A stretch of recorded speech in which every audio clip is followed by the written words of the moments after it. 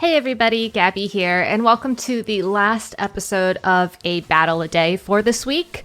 Real quick, if you haven't already, make sure to subscribe to my channel. It really does mean the world. I've been getting so much amazing support this year, so thank you all to all of you who have already subscribed, and yeah, let's get to the video. So this week we've been using a team that features both of the new horses from the Crown Tundra. That is both Spectrier and Glastrier. This team was built by an amazing Japanese player with the team report posted onto Liberty Note. You can find all those links down below in the video description. You can also watch my video from Monday if you want to see my overview of how this team works. And yeah, we've been making some good progress on the ladder for other Gabbies, so I'm excited to see what we're going to face up against today. And yeah, I'm excited to figure out what team I want to run next week. I haven't really looked into it yet. I saw one request for a Dragonite team, so I'm going to poke around the internet to see if I can find anything interesting. But if you have a Dragonite team, or if you have a team that you would like to see featured on A Battle a Day, let me know down in the comments below. All right. So today we are playing Angelinho, and they are running a classic, if I do say so myself. And I say that because it looks like it's a Sun team with Tyranitar and Glastrier and Trick Room. So maybe not a Sun team is probably a misnomer, but HEATRAN's good. HEATRAN's great for this matchup. So we're going to go with HEATRAN. I think I'm going to lead Spectrier and Whimsicott, though. I want to have access to both Tailwind and Trick Room if I need it. Definitely going to bring HEATRAN, and I think I might bring my Glastrier as well, just to have like a backup in case my opponent does get Trick Room up. My initial game plan for this game is going to be don't let them get Trick Room up, because I know that I'm running a faster horse, assuming they're min speed. For Glastrier, which every time I've said that, I've been wrong. Like, literally, I have not been right once. It's kind of fantastic at this point, really. But it looks like my opponent will be leading with HEATRAN and Indeedee. A classic combination, if I do say so myself, which means I will be countering with a Trick Room on Whimsicott, and I think just Max Strike onto the Indeedee. Yeah. I mean, it's hard because it would be fun to just fire off like a Shadow Ball, but that's not gonna be effective, and let's be real, Indeedee's kind of the bigger target right now. So yeah, we'll just Trick Room to stop their Trick Room, and then everything will be fine. Really, I'm really liking having Trick Room on Whimsicott. It's interesting because this was actually a strategy I used in the 2011 Worlds LCQ. I don't think I ran Tailwind Trick Room. I think I was Stun Spore Trick Room on Whimsicott. No, I lied. Okay. It was Stun Spore Tailwind on Whimsicott, and then I had a Musharna in the back that was my Trick Room setter. But it's so weird. Like, you wouldn't really expect Whimsicott to like to function this way, but it's good. I'm like genuinely enjoying this. Admittedly, I'm not sure now what we're gonna do the second turn. I was kind of hoping that Hyper Beam Max Strike would have done more damage, but it makes sense. I mean, the Indeedee did have a Psychic Seed, which boosted its special defense. So even without that, though, it looks like that would have been a 75 in terms of % damage. So there's just something to keep in mind, I guess. All right, so we'll go for a second Max Strike, though I do want to try and target the HEATRAN this time. We can't Fake Tears because of the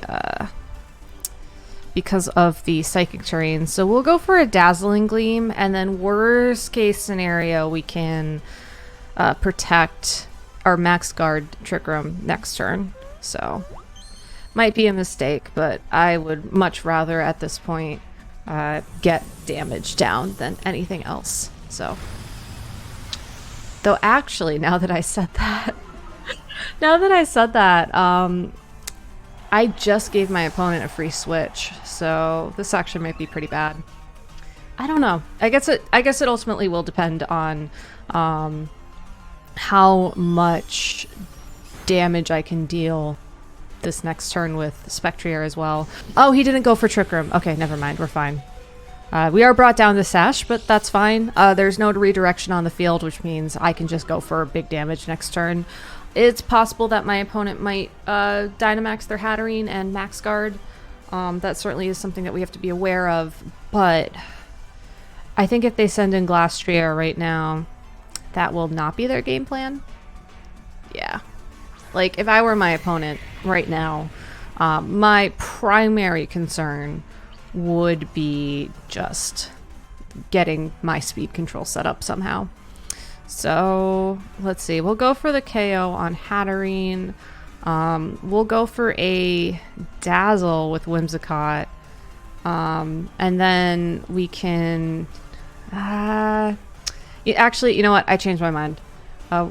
No, I changed my mind again. Whimsicott only has 1 HP. It's not like we're going to have an opportunity to do anything else with it.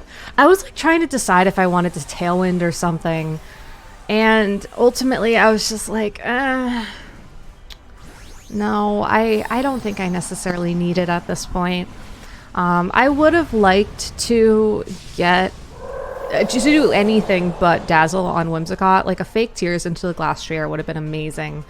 But unfortunately, yeah, there was just no room for it. Like, all my opponent has to do is max Hailstorm into Spectrier, and then they get the KO on Whimsicott for free. So, I think what I can do, though, especially with the defense drop from the Max Phantasm, we can send in our own Glastrier next turn and use that as a threat to the opposing Glastrier. Though, judging by how much damage that did, I would assume that is a Assault Vest on that Glastrier. Unless we see Life Orb or something happen right now, which I don't think we're gonna see. Okay, yeah, no. That was definitely Assault Vest, I think. Alright, and they sent in Torkoal. Alright. They sent in Torkoal, and we are out of Dynamax turns. So... it's really tempting to go for the Mud Shot here. Into the Torkoal. We could also YOLO a Hyper Beam, knowing that this might be Spectrier's last turn on the field, to get some good damage down onto the opposing Glastrier. But... let's see, I have my own Glastrier and HEATRAN in the back. I'm pretty sure HEATRAN can deal with the Torkoal well enough, so we'll do... yeah, you know what? We'll Hyper Beam.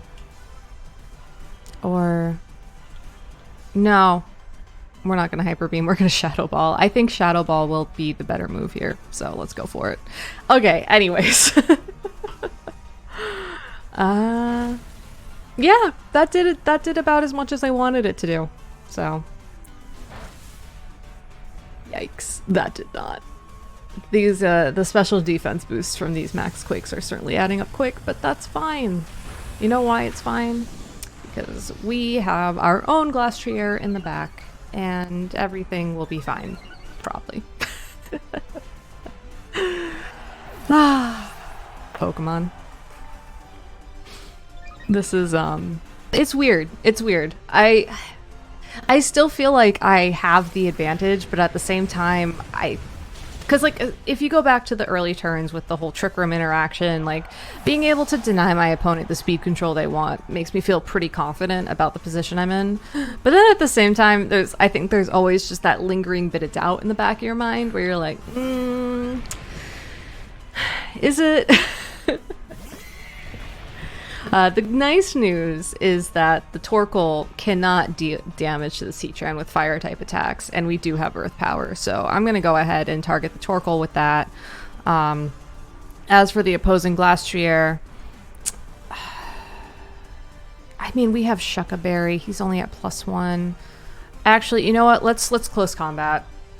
I really don't feel confident in HEATRAN's ability to take a +1 Earth Power from, or excuse me, a +1 Max Quake off of high horsepower. Oh, never mind. Okay, we're fine. By that I mean I'm pretty sure we just lost. Oh yeah. Oh yeah. I did not realize that was yikes. That's okay. So then, knowing that we would have missed with that much chip, we would have been better off going for a Heat Wave close combat, and then just having the Torkoal versus the Heatran next turn. But that's okay. You know what? You learn these kind of things. Yikes. I wonder if that was a roll. I mean, my opponent was at -1 defense, and, you know, we did see the confirmation of the weakness policy on the Glastrier, so, interesting. Are people starting to calc for that? They probably are. I mean, I would if I were building a team right now. Oh. Okay. Well, that's nice. I mean, we're still in a really kind of nasty spot because I don't have the ability to deal damage to both these Pokemon, but, you know, we can try and make it work. I don't even know, like, who do you prioritize here? Do you prioritize the Glastrier, thinking that Torkoal, yeah. Actually, yeah, I think we do. I was gonna say, like, if my opponent has one more Pokemon left, but they don't because they led Hatterene and Didi, I think we just hope that Eruption was a roll and we attack into the opposing Glastrier. Because Glastrier is guaranteed a KO, right? If it gets to attack. So... Plus, this will also give us a +1 in attack, which means we'll have a better shot of picking up the KO on the opposing Torkoal the next turn if I decide to do something other than high horsepower if I'm worried about accuracy, which you always should be in these situations, really. Honestly. Oh, he switched to Heat Wave. Oh, and it hit. Okay. Okay, yeah, GG's. I still think I made the right choice there because it was a chance with the Torkoal, but it was guaranteed with the Glastrier. So that's just how things roll, unfortunately. But still a really good matchup. I think, okay, looking back, I feel like I lost a lot of momentum after I Trick Roomed that first turn with Whimsicott, and the fact that Psychic Turn was up so I couldn't Fake Tears definitely changed things. So if I were to hypothetically have switched out the Whimsicott into something like the Heatran, so I could just start getting Heatran set up to succeed. Even not even so much in the sense of like getting, like, boosting Heatran in any way, shape, or form, because I mean, the special defense boost would have been nice, but I don't think the Torkoal was that scary to begin with. I guess we can get confirmation now, so this is kind of cool. Oh, it's from Kalos. I was going to say Premier Ball. I wonder if this is from a Raid and Go. That's all right. Okay, Hatterene with Expert Belt. That would be what I'd expect there. Charcoal, Torkoal. Yeah, so he didn't have a ground type attack on the Torkoal. So that would have been how we could have won that, which just would have been using Heatran a little bit better and positioning it so that when the win con was Torkoal versus Heatran, he just couldn't deal any damage. Since it looks like the only Pokemon... Actually, hold on. Let me check the Glastrier's moveset. Yeah, the only Pokemon my opponent has to, like, counter the Heatran on this team is that Glastrier. So, that's a really important gap to call out for future games. But I've really enjoyed using this team. I think it's a lot of fun. If you have any interest in horses, I highly recommend checking out the team code down below. I'll be streaming tonight starting at 7 p.m. Eastern. If you're watching this in the future, then I stream every Tuesdays, Thursdays, and Fridays at 7 p.m. Eastern. So I would love to see you all there. If you haven't already, make sure to like, comment, and subscribe. Praise the algorithm. And I will see you next time on A Battle a Day. So until then, have an amazing weekend, everybody. Stay safe.